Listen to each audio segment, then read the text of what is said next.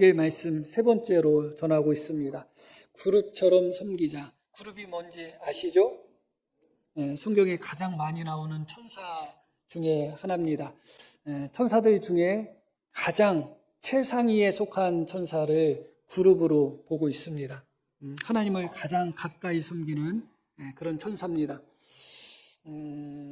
성경에서 그룹의 모습들을 찾아보면 가장 첫 번째 나오는 장면이 에덴 동산에서 아담과 하와가 범죄한 후에 그들을 그곳에서 추방한 후에 그들이 생명나무 길로 가는 길을 지키기 위해서 하나님이 그룹과 화용검, 불로 도는 검으로 막으셨다 하는 말씀이 나옵니다. 그때 첫 번째 그룹이 나옵니다. 그리고 우리가 잘 아시는 바와 같이 하나님의 성전에 밖에 있는 곳에 하나님의 그룹이 새겨져 있는 것을 알게 됩니다. 하나님은 그 어떤 형상도 새기지 말라고 하셨던 하나님이신데 그 하나님이 하나님의 성전 지성소 밖에 있는 곳에 하나님의 그룹의 형상을 새기도록 하나님께서 그렇게 말씀하셨죠. 그만큼 그룹은 하나님께 가장 가까이 있어서 하나님을 섬기는 천사들 중에 한 부류입니다. 그래서 최상위 천사로 우리는 그렇게 알고 있고 그 그룹들이 하나님의 여러 가지 사명을 감당하지만 그 중에 하나는 무엇이냐면 하나님의 수레의 역할을 감당합니다. 하나님의 보좌를 옮기는 역할을 감당해요. 그래서 하나님은 그룹을 타고서 옮겨 다니신다. 그룹을 타고서 이동하신다. 그렇게 말씀이 나옵니다. 에스겔이 하루는 하늘이 열리는 장면을 보았습니다. 북쪽 하늘이 열렸습니다. 폭풍이 있고 번개가 치면서 어떤 것이 다가오는데 네 생물이 거기서 나타났습니다. 알고 봤더니 에스겔 10장에 가서 봤더니 네 생물이 그룹인 것을 그때 알았어요. 처음 보았을 때는 야 저게 무엇인가 했겠죠. 번개처럼 번쩍번쩍하고 몸이 빛나고 온몸이 숯불처럼 횃불처럼 막 타고 있고 나에게도 넷이 있고 너무너무 그동안 상상도 못할 정도의 모습을 갖고 있는 네 생물이 에스겔 앞에 나타난 것입니다. 그것이 바로 그룹이었습니다. 그룹의 모습을 우리가 다 살펴볼 수는 없지만 말씀드렸듯이 그룹은 하나님을 가장 가까이서 섬기는 천사입니다. 그래서 오늘 말씀에서는 이 그룹이 하나님을 어떻게 섬기는지 하나님을 가까이에서 섬기는 천사 그룹의 모습을 통해서 하나님을 섬기는 자 하나님께 봉사하는 자가 어떤 모습으로 섬겨야 되는지 바로 그 부분에 있어서 그룹이 하나의 모델이 되고 본이 된다는 것 오늘 말씀을 통하여 우리가 다시 한번 배웠으면 좋겠다 하는 생각을 갖고 있습니다. 한번 10절의 말씀부터 한번 볼게요. 그 얼굴들의 모양은 넷의 앞은 사람의 얼굴이요 넷의 오른쪽은 사자의 얼굴이요 넷의 왼쪽은 소의 얼굴이요 넷의 뒤는 독수리 얼굴이다. 이렇게 말씀이 나옵니다. 그룹 4명의 그룹을 보았는데 네 그룹이 다 똑같이 생겼어요. 생기긴 똑같이 생겼는데 얼굴이 4개가 있습니다. 날개도 4개가 있고 뭐 표현을 하다 보면 온몸에 눈이 있고 우리가 읽으신 말씀 1장에는 안 나오지만 10장에는 나옵니다. 온몸에 눈이 있고 발은 송아지 발이고 또 날개는 4개가 있고 또 날개 사이에 손이 있고 참 특이하죠. 그러면서 온몸에 횃불처럼 그렇게 빛이 나고 불이 타고 있고 그런 특이한 생물인데 그런데 가장 특이한 부분 중에 하나는 무엇이냐면 얼굴이 4개가 있었다는 거예요. 앞에 얼굴은 사람의 얼굴이었고 오른쪽의 얼굴은 사자의 얼굴이었고 왼쪽의 얼굴은 소의 얼굴이었고 뒤에 얼굴은 독수리의 얼굴을 가지고 있었다는 거예요. 너무나 특이하죠. 이것은 이 그룹이 하나님을 섬김에 있어서 섬김의 정체성을 보여주고 있는 거예요. 여러 가지 의미가 여기 포함되어 있지만 사람의 얼굴은 무엇을 의미하겠어요? 여러 가지 우리가 이 부분에서 우리가 유추할 수 있겠지만 지성과 지혜를 의미하겠죠. 사람은 하나님의 형상으로 창조된 존재잖아요. 그래서 지성과 지혜 혹은 사랑 그런 관계를 의미하는 그런 대명사로 보면 좋을 것 같습니다. 사자 하면 떠오르는 것이 무엇일까요?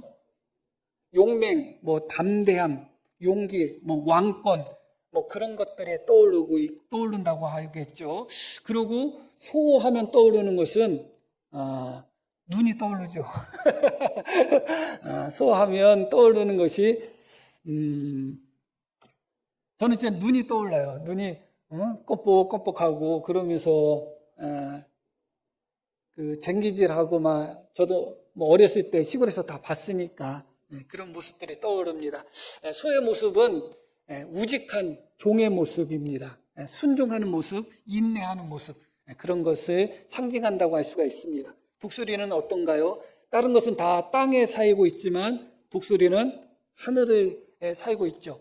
하늘을 바라보는, 비상하는, 멀리 바라보는 그런 모습을 상징한다, 그렇게 할 수가 있습니다. 바로 이 네 얼굴은 하나님을 섬기는 종의 정체성이라고 할 수가 있어요. 하나님을 섬기는 자들이 어떤 정체성을 가지고 섬겨야 되는가? 때로는 소처럼 그렇게 순종하는 모습으로, 때로는 사람처럼 지혜의 모습으로, 또 사랑의 모습으로, 때로는 사자처럼 담대하게 용기 있게 그렇게 나가게 되고, 때로는 독수리처럼 이 땅에 매여 있지 않고 땅의 시선으로 바라보지 않고 하늘의 시선을 바라보며 멀리 보는 그런 비전을 가져야 됨을 우리에게 보여주고 있습니다. 이렇게 이 네 생물은 네 개의 얼굴을 갖고 있었고, 네 개의 얼굴은 하나님을 섬기는 하나님의 종, 하나님의 백성들이 어떤 정체성을 갖고 어떤 성품과 어떤 모습을 가지고 하나님을 섬겨야 되는지를 보여주는 하나의 본이 될 수 있다. 우리가 먼저 그 부분을 기억할 필요가 있습니다. 이 네 생물, 이 그룹들이 하나님을 어떻게 섬겼는지 이어지는 말씀 속에서 나오는데 11절 말씀 보면 그 얼굴은 그러하며 그 날개는 들어 펴서 각기 둘씩 서로 연하였다. 날개가 넷이 있는데 네 개 중에 두 개는 펴서 어떻게 했다고 나와요? 각기 둘씩 서로 연하였다 하는 것은 다른 그룹과 날개가 서로 연결되어 있었다는 거예요. 그러니까 그룹은 넷이지만 날개가 서로 연결되어 있어서 어떻게 보면 그 모습을 그림으로 그린다면 동그랗게 그림을 그릴 수밖에 없죠. 서로 이렇게 이어져 있으니까. 그래서 그림 중에 천사들이 이렇게 동그랗게 이렇게 날개가 이렇게 서로 붙어가지고 있는 그런 모습의 그림을 보신 기억이 있는 분도 있을 것입니다. 이 그룹들은 최고의 천사입니다. 말씀드렸듯이 가장 높은 지위에 있는 천사예요. 그럼에도 불구하고 네 명의 그룹, 네 명이라고 표현할게요. 뭐라고 표현하기는 네 개라고 할 수도 없고 네 분이라고 하기도 그렇고 네 명의 그룹이 각각 서로의 날개로 서로 연결해서 하나가 되었다는 것입니다. 만약에 그 자리에 그룹이 열이 있었다면 어떻게 됐을까요? 열이 있어도 중요하지 않습니다. 그룹이 둘이든 그룹이 셋이든 그룹이 넷이든 그룹이 열이든 백이든 중요하지 않아요. 그들의 날개는 서로 연결이 되어서 하나가 되었다는 겁니다. 하나에 있을 때도 하나였고 둘이었을 때도 연결돼서 하나고 넷이었을 때도 연결돼서 하나고 백이었다 할지라도 연결돼서 하나였던 것이죠. 하나님을 섬기는 종의 정체성 중에 그들의 모습에 있어서 우리가 그룹의 모습에서 가장 배워야 될 부분이 바로 이 하나됨이에요. 사탄도 마찬가지입니다. 사탄의 나라도 위계 질서가 있어요. 위계 질서가 있고 그 사탄도 또 그 귀신들도 하나님을 믿는 성도들을 전복시키기 위하여 하나가 돼서 움직입니다. 그래서 예수님이 뭐라고 말씀하셔요? 사탄이 스스로 분쟁하면 그 나라가 어떻게 서겠느냐 그렇게 말씀하셨죠. 사탄의 나라도 귀신의 나라도 스스로 분쟁하지는 않아요. 사람이 분쟁하는 것이죠. 천사들도 그렇게 분쟁하지 않습니다. 우리는 다 아담의 자손이잖아요. 그렇게 한 뿌리에서 나왔습니다. 천사는 그렇지 않아요. 하나님이 천사를 한 번에 만드셨어요. 그래서 조상이 같지 않아요. 그런데도 불구하고 이 그룹들은 서로가 하나가 되는 모습으로서 하나님을 섬겼다. 우리가 첫 번째 올해를 보내면서 또 내년 2026년을 맞이하면서 이 말씀을 우리가 첫 번째로 기억할 필요가 있는 것입니다. 그런 후에 또 둘은 몸을 가렸다 이렇게 말씀이 나옵니다. 날개 4개 중에 2개로다는 서로 연결되어서 하나된 모습을 보였고 나머지 날개 둘로다는 어떻게 했다고요? 자기들의 몸을 가렸다 그렇게 말씀이 나와요. 너무 중요하죠.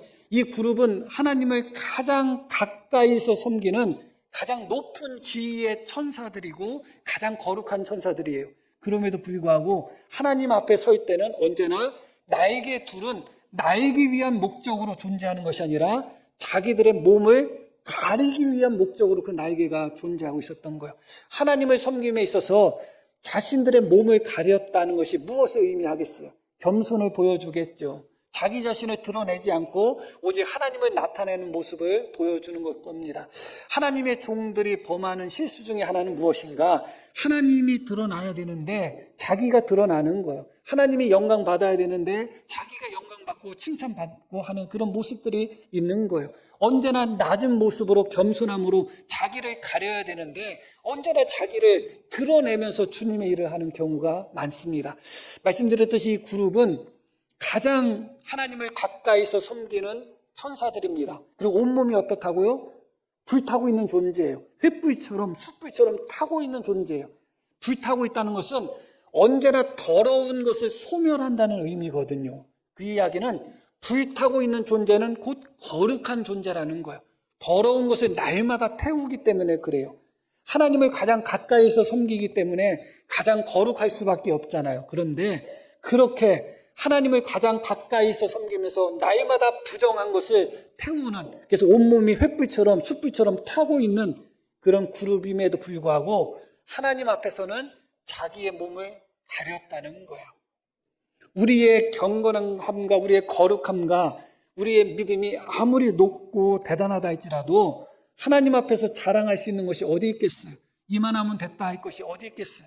언제나 하나님을 섬기는 자는 이 그룹이 두 날개로 자기 몸을 가린 것 같은 그런 모습들이 있어야 됩니다. 그런 마음, 그런 모습 가지고서 하나님을 섬겨야 되는 것이지 언제나 자기 자신이 먼저 드러나서는 안 된다는 것을 기억할 필요가 있어요. 그리고 우리가 또 이 그룹이 하나님을 섬기는 데 있어서 무엇을 배워야 되는가? 이어지는 말씀 보겠습니다.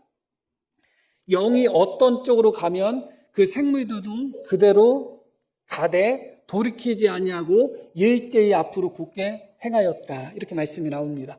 영이 어떤 쪽으로 가면 이 영은 하나님의 영을 의미해요. 그러니까 그룹들은 자기가 가고 싶은 곳을 자기가 결정해서 가는 것이 아니라 하나님의 성령께서 가는 방향을 항상 쫓아간 것입니다. 어느 쪽으로 가든지 성령께서 어느 쪽으로 인도하시든지 그룹들은 어떻게 했다고요? 이것은 생물로 나오는데 이 생물들이 바로 그룹입니다. 그 생물들이 그대로 갔다. 그리고 어떻게 갔다고 나오냐면 돌이키지 아니하고 일제히 앞으로 곧게 행했다. 하나님의 영이 인도하시는 대로 일제히 말씀드렸듯이 그룹들의 날개 둘은 서로 연결되었다고 말씀을 드렸어요.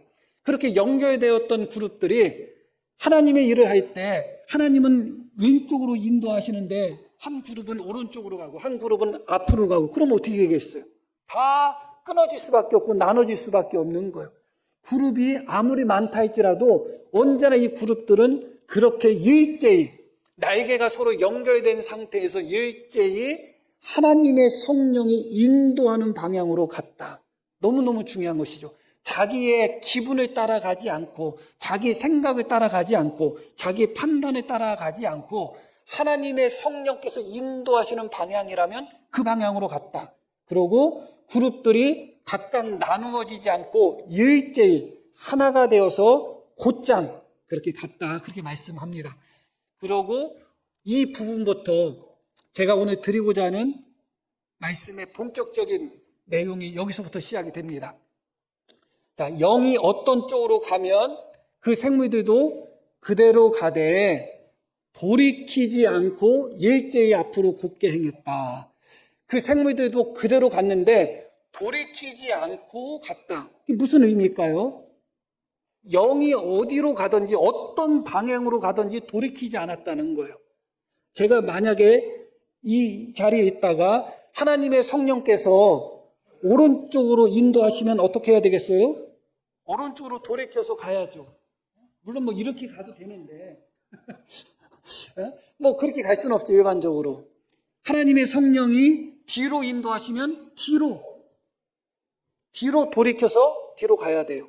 그런데 이 네 생물들은 그 자리에서 돌이키지 않고 하나님의 성령이 인도하는 방향으로 곧장 갔다는 거예요. 무엇을 의미할까요? 왜 그럴 수 있을까요? 얼굴이 넷이었기 때문에 그래요. 얼굴이 넷이었기 때문에 하나님께서 앞으로 인도하시면 그 얼굴이 앞에도 얼굴이 있으니까 그대로 가는 거예요. 하나님이 오른쪽으로 인도하시면 거기도 얼굴이 있잖아요. 그대로 가는 거예요. 뒤로 인도하시면 뒤로 그대로 갔다. 그렇게 하나님의 성령이 인도하는 대로 돌이키지 않고 갔다. 그런데 여기서 돌이키지 않았다는 것은 여러 가지 의미가 있습니다. 가던 길을 돌이키지 않고 곧장 갔다는 거예요. 치우치지 않고 곧장 갔다는 거예요. 어떤 그런 마음의 망설임이나 혹은 후회나 갈등이 없이 곧장 갔다는 것입니다. 이 말씀을 조금 더 이해하기 위해서는 우리 에스겔 10장 11절 말씀 한번 봐야 돼요. 한번 볼게요. 그룹들이 나아갈 때에는 사방으로 몸을 돌리지 아니하고, 이해 가시죠? 더 확실하죠? 동서남북, 앞뒤, 오른쪽, 왼쪽 어디로 가든지 몸을 돌리지 않았다. 다 얼굴이 있기 때문에 그래요. 그리고 뭐라고 나오냐면 나아가되 몸을 돌리지 아니하고, 함께 읽을게요. 그 머리 향한 곳으로 나아갔다. 이게 중요한 말씀이에요. 다시 1장 말씀 한번 볼게요. 1장 12절 말씀 볼게요. 영이 어떤 쪽으로 가면 그 생물들도 그대로 갔다고 나오죠. 그런데 에스겔 10장 11절에서는 뭐라고 나와요? 얼굴이 향한 대로 갔다, 그렇게 나와요. 자, 얼굴이 만약에 이 앞이 성도님들이 보는 얼굴이 사자의 얼굴이다. 그러면 하나님의 성령이 사자의 얼굴이 있는 방향으로 앞으로 가면 어떤 얼굴이 앞으로 갔다는 거예요? 사자의 얼굴이 앞으로 갔다는 거예요. 그 이야기는 무엇을 의미하는가? 하나님의 종이 때로는 사자처럼 담대함이 필요하고 사자와 같은 담대한 사역이 필요한 곳으로 인도하시면 사자와 같은 담대함으로 나아갔다는 거예요. 하나님의 영이 송아지와 같은 순종과 송아지와 같은 인내와 송아지와 같은 그런 충성이 필요한 방향으로 인도하시면 그 방향으로 그대로 갔다는 거예요. 무슨 말씀인지 아시죠? 너무너무 중요한 거예요. 하나님의 성령이 우리를 어느 쪽으로 인도하시든지, 하나님의 성령이 너는 소처럼 묵묵히 충성하고 소처럼 인내하고 그렇게 섬겨라 하는 방향으로 인도하시면 돌이키지 않고 그 방향으로 나아갔다는 거예요. 왜 성령께서 어떤 한 방향으로 인도하셨는지를 기억하셔야 돼요.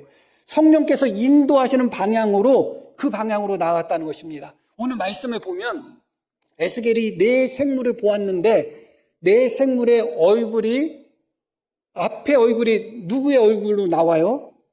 사람의 얼굴로 나오죠. 그런데 실상은 그렇지 않습니다. 자, 에스겔 다시 10장 14절 말씀을 볼게요. 그룹들에게는 각기 네 면이 있는데 첫째 면은 그룹의 얼굴이요, 둘째 면은 사람의 얼굴이다. 그러니까 그룹의 얼굴이 네 면이 있는데 네 면 중에 가장 첫 번째가 사람의 얼굴이 아니라는 거예요. 이건 너무너무 중요한 말씀이에요. 사람의 얼굴이 아닌데 에스겔이 볼 때는 사람의 얼굴을 정면으로 본 거예요. 왜 그랬을까요? 하나님의 성령이 사람의 얼굴 쪽으로 에스겔에게 곧장 인도하셨기 때문에 그래요. 그러니까 그 그룹이 사람의 얼굴의 모습으로 에스겔에게 나타난 거예요. 만약에 하나님의 성령이 소의 얼굴로다가 에스겔 쪽으로 가게 했다면 에스겔이 볼 때 그 정면이 누구의 얼굴로 보였겠어요? 소의 얼굴로 보였겠죠. 이 말씀은 하나님께서 바벨론에 임하실 때, 에스겔에게 임하실 때 어떤 의미로 임하셨는지를 보여주는 거예요. 하나님께서 사람 에스겔을 만날 때 그룹들의 모습을, 누구의 모습을 정면에 두고 가게 하셨다고요? 사람의 얼굴의 모습을 정면에 두고 가게 하셨다는 거예요. 그것은 하나님이 에스겔을 향한 배려고 사람을 향한 사랑의 모습인 거예요. 사람의 모습으로 에스겔을 만나게 하신 거예요. 안 그래도 막 너무너무 진짜 어떻게 보면 두려운 모습이고 공포스러운 모습이 할 수 있고 상상할 수 없는 모습인데, 그럼에도 불구하고 하나님의 성령이 에스겔을 만나게 할 때는 어떻게 인도하셨다? 사람의 얼굴로 인도하셨다. 하나님이 우리를 사용하실 때 때로는 이 네 개의 얼굴이 다 필요할 때가 있습니다. 때로는 사람의 지혜와 사람의 사랑이 필요할 때가 있고, 때로는 담대하게 그 사자처럼 외쳐야 되는 때가 있습니다. 선지자들은 사자와 같은 그런 얼굴이 없이는 하나님의 말씀을 전하지를 못했어요. 수많은 핍박과 반대 속에서 그들에게 살아계신 하나님의 말씀과 심판의 말씀을 전할 수 있었다는 것은 그들에게 사자와 같은 얼굴이 있었다는 거예요. 선지자들의 모습을 보면 소와 같은 그런 순종의 모습, 그런 인내의 모습, 그런 종의 모습이 없었다면 하나님의 일을 감당하지 못했을 거예요. 그래서 선지자에게 있어서나 하나님을 섬기는 종들, 성도에게 있어서는 이 네 가지의 모습이 다 있어야 돼요. 땅이 아무리 무너져 간다 할지라도 독수리처럼 비상하여 하나님의 비전을 바라볼 줄 알고 하늘의 이상을 바라볼 줄 알아야 돼요. 그게 선지자고 그게 성도입니다. 그래서 네 가지의 모습이 성도에게 있어서는, 또 선지자에게 있어서는 다 있어야 되는 것은 분명해요. 그럼에도 불구하고 하나님이 그 네 개의 정체성 중에 특별히 요구하실 때가 있어요. 묵묵히 송아지처럼 순종해야 되는 자리로 나를 인도하시면 그 자리로 가는 거예요. 돌이키지 않아야 되는 거예요. 하나님이 송아지의 모습을 나에게 원하시고 그쪽으로 가라고 하는데 나는 휙 돌아가지고 나는 독수리의 모습으로 가고, 그러면 안 되는 거예요. 하나님이 너는 여기서 소처럼 섬겨라 했는데, 소처럼 섬기라고 했는데 얼굴을 돌려서 사자처럼 거기서 위에 누리고 사자처럼 지배하려고 하면 안 되는 거예요. 하나님께서 때로는 악한 자들을 향하여 사자처럼 담대한 모습으로 우리를 보내실 때가 있어요. 그러면 그 자리에는 사자처럼 담대하게 악한 자들을 대항하고 악한 자들에게 두려워하지 않는 마음으로 하나님의 말씀을 선포해야 되는데, 너는 사자처럼 앞으로 가라 했는데 가가지고 소처럼 가가지고 꾸벅꾸벅만 하고 있으면 안 되는 것이죠. 하나님이 우리를 인도하시는 방향이 있다. 그 인도하시는 방향이 어떤 정체성과 가장 가까운지를 기억하셔야 돼요. 때로는 사람의 정체성으로서 지혜롭게 또는 사랑의 관계를 맺으라고 하나님이 그쪽으로 보내셨는데, 그러지 못하고 다른 모습으로 우리가 섬긴다면 어떻게 되겠어요?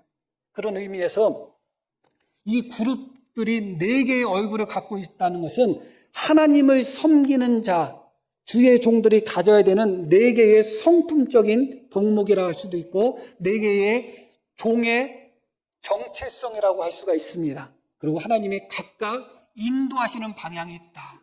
인도하시는 방향으로 나아가야 된다. 나에게 사람의 얼굴로서의 필요한 섬김으로 인도하시는지, 소의 얼굴로서의 필요한 섬김으로 인도하는지, 독수리의 얼굴로서 필요한 섬김으로 인도하시는지, 인도하시는 방향으로 곧장 나가야 되는 거예요. 치우치거나 거기서 돌아서서는 안 되는 것이죠. 여기서 우리가 한 가지 더 놀라운 사실을 다시 배우게 됩니다. 이 말씀 속에서 계속 이 말씀이 띄어져 있었네. 10장 14절에 보면 그룹들에게는 각기 내면이 있는데 네 개의 얼굴이 있었다는 거예요. 그런데 첫째, 둘째, 셋째, 넷째 나옵니다. 그 이야기는 무엇을 이야기하는가?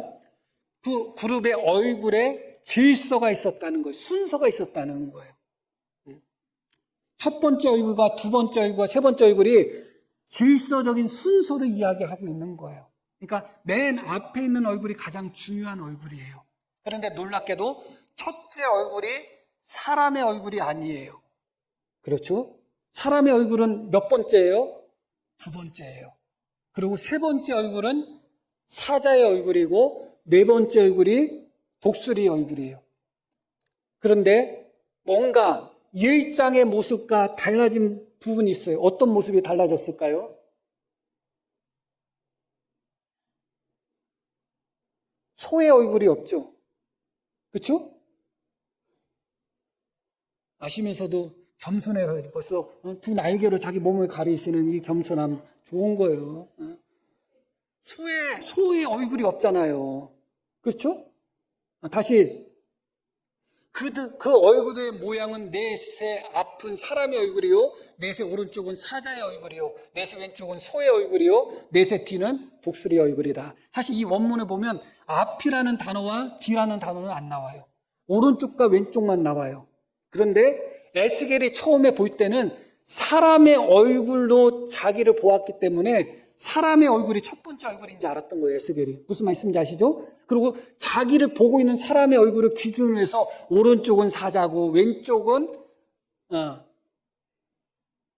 왼쪽은 소고 뒤는 독수리다. 그렇게 생각을 했던 거예요. 그리고 말씀드렸듯이 이 원문에는 그럼에도 불구하고 앞과 뒤라는 단어가 나온다고요? 안 나온다고요?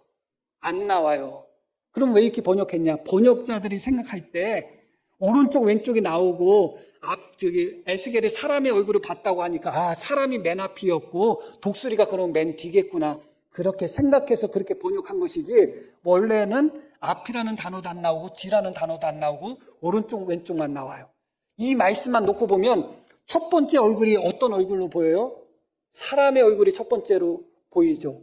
그렇게 생각이 들죠. 그런데 알고 봤더니 10장에 갔더니 첫 번째 얼굴이 사람의 얼굴이 아니었던 거예요. 두 번째 얼굴이 사람의 얼굴이었고, 그럼 첫 번째 얼굴은 무엇이에요?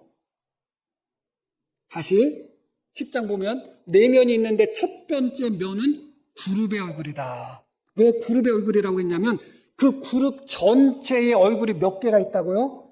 4개가 있는데 4개 얼굴 중에 대표 얼굴이라는 거예요.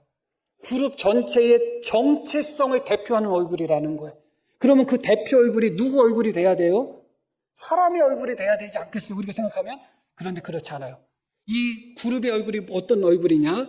1장에서 빠진 얼굴이 하나가 있습니다. 소의 얼굴이에요. 소의 얼굴이 이 그룹의 첫 번째 정체성, 대표하는 얼굴이라는 걸 기억하셔야 돼요. 이 그룹에 있어서 그룹을 단정짓고 그룹을 정의할 수 있는 그런 정체성이 어떤 정체성이라고요? 소의 정체성이에요. 종의 정체성, 순종의 정체성이에요. 낮아짐의 정체성이고 인내의 정체성이에요. 그룹은 하나님의 종이잖아요. 언제나 하나님 밑에 있어요. 언제나 하나님을 섬기는 존재들이에요. 하나님을 섬기는 존재의 첫 번째 정체성은 언제나 소의 정체성이 돼야 되는 것이지 사람의 정체성이 아니에요. 우리가 하나님의 자녀죠. 물론 하나님의 자녀입니다. 그러나 우리가 가져야 되는 첫 번째 정체성은 무엇이냐? 하나님은 창조주이시고 우리는 피조물이에요. 이것을 뛰어넘을 수는 없어요. 강아지한테 자기가 마치 강아지 부모인 것처럼 엄마야 아빠야 하면서 강아지를 자식처럼 키운다 해도 개는 개고 사람은 사람이에요. 창조자 하나님은 하나님이고 신은 신이고 피조물은 피조물이에요. 하나님이 우리를 하나님의 자녀로 삼으셨다고 해서 우리가 하나님이 되고 신이 되는 게 아니에요. 넘을 수 없는 벽이 있어요. 그래서 가장 본질적인 정체성은 조물주와 피조물의 정체성이고 주님과 종의 정체성이에요. 그 위에 아버지와 아들의 정체성이 그 위에 올라가는 거예요. 하나님이 우리의 아버지라고 해서 까불면 안 되는 거잖아요. 육신의 아버지한테는 아빠 너 알지도 못하면서 아유 아빠는 그만둬 아빠 뭐 이럴 수도 있어요. 그리고 자기 아빠한테 심부름도 시킬 수도 있어요. 은큼하게 안 시키는 것처럼 하면서 심부름도 시킬 수도 있고 그래요. 나 이거 먹고 싶은데 나 이거 갖고 싶은데 하면서 슬슬 심부름 시킬 수도 있어. 육신의 아버지한테는 되는 거예요. 그러나 하나님이 우리의 아버지라고 해서 사랑의 관계 속에서 하나님 우리를 자녀 삼으셨다고 해서 그게 근본 관계는 아니에요.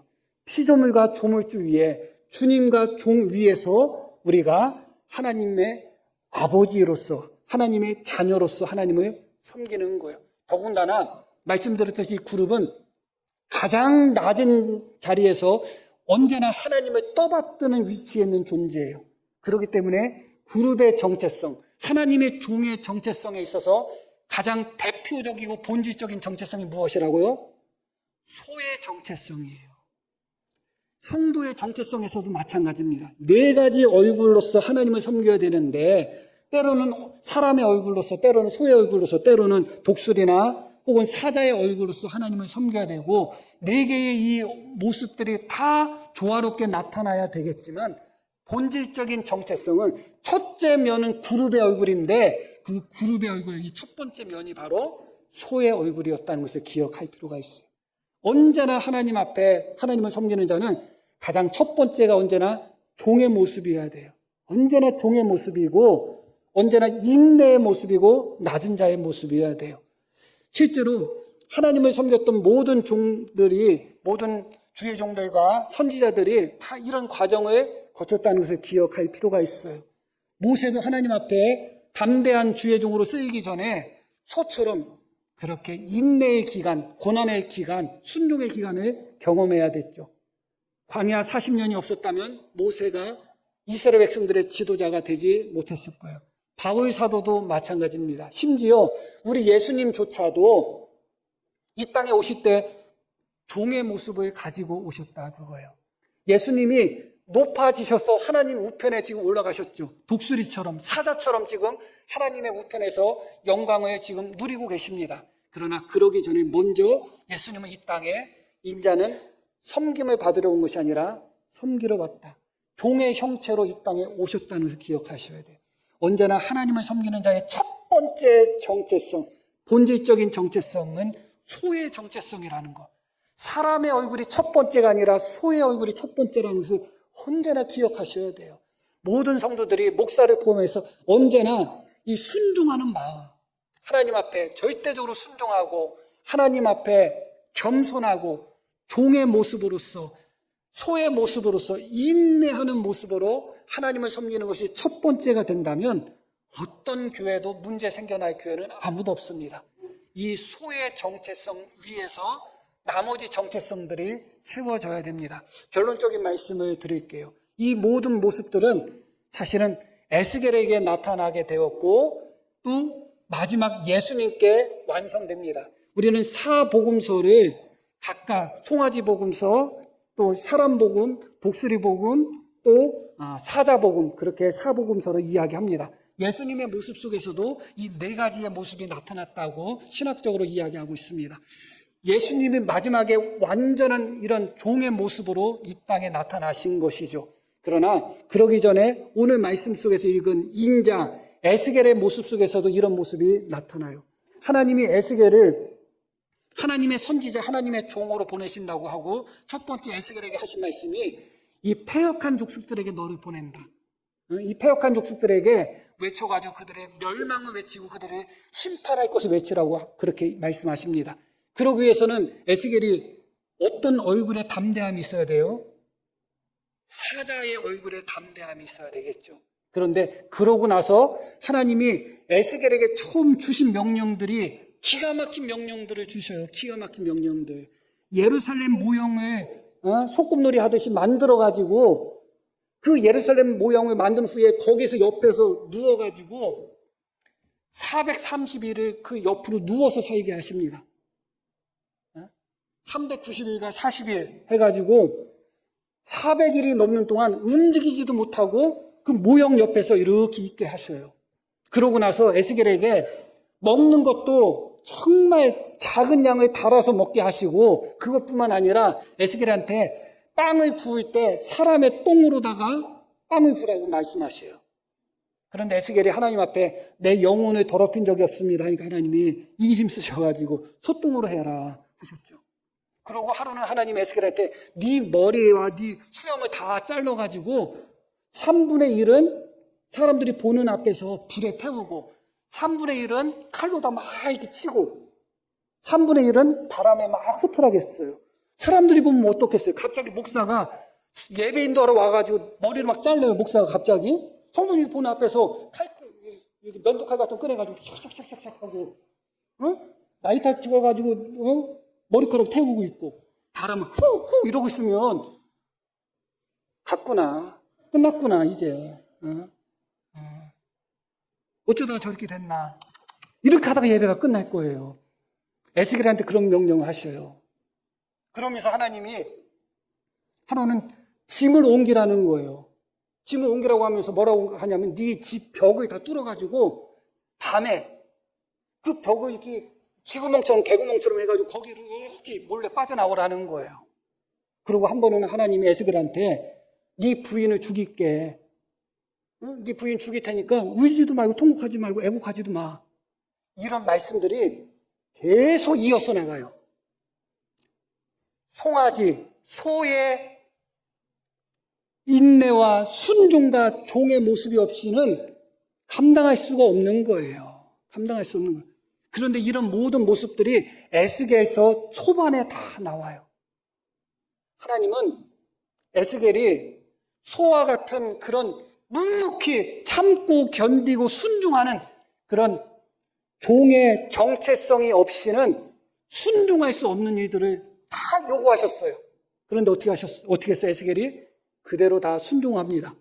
하나님이 그 방향으로 인도하신 거예요. 말씀드렸듯이 성령께서 소의 인내와 소의 충성과 소의 그런 종의 마음, 그것이 꼭 필요한 부분으로 에스겔을 인도하실 때 에스겔은 그대로 가서 아멘 한 거예요.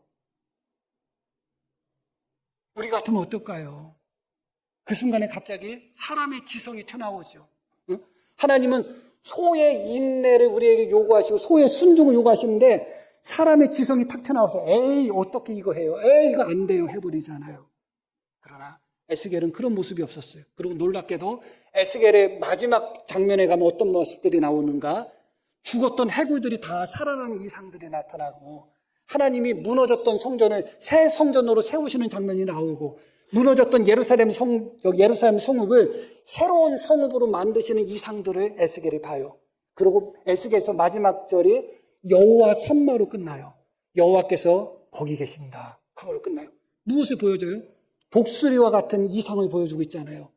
예레미야 여기 예루살렘 성전은 이미 무너졌고 예루살렘 성읍도 이미 다 잿더미가 되었고 이스라엘 백성들은 다 포로로 잡혀오고 다 죽었고 불황자가 되었습니다. 그 순간에 에스겔은 독수리의 눈으로서 하나님의 이상을 바라보며 마른 뼈조차도 살아나는 이상을 바라보죠. 사실은 다 골고루 설명드리고 싶지만 그러다 보면 시간이 너무나 많습니다. 결국 에스겔은 처음 그가 보았던 그룹들의 모습, 사람의 얼굴, 황소의 얼굴, 사자의 얼굴, 독수리의 얼굴 같은 그런 모습의 사역이 요구될 때마다 그를 대적하고 그를 비웃는다 할지라도 사자의 심장으로 담대하게 외쳤던 사람이 바로 에스겔이잖아요. 그렇게 하나님이 그때그때 종의 정체성에 맞게끔 하나님을 섬긴 것입니다. 하나님이 우리에게 요구하시는 첫 번째 정체성은 언제나 송아지의 정체성이라는 것을 기억하셔야 돼요. 그 위에서 나에게 부족한 얼굴은 어떤 얼굴이 부족한가? 하나님이 나를 어떤 얼굴로 하나님을 섬기기를 원하시는가? 어떤 얼굴로서 교회를 섬기도록 인도하시는가? 그 부분을 잘 깊이 묵상하셔서 하나님이 인도하시는 방향으로 그렇게 순종하며 하나님께 영광 돌리며 나아갈 수 있는 우리 모두가 되기를 간절히 축복합니다. 자, 우리 들으신 말씀 기억하며 함께 기도하겠습니다.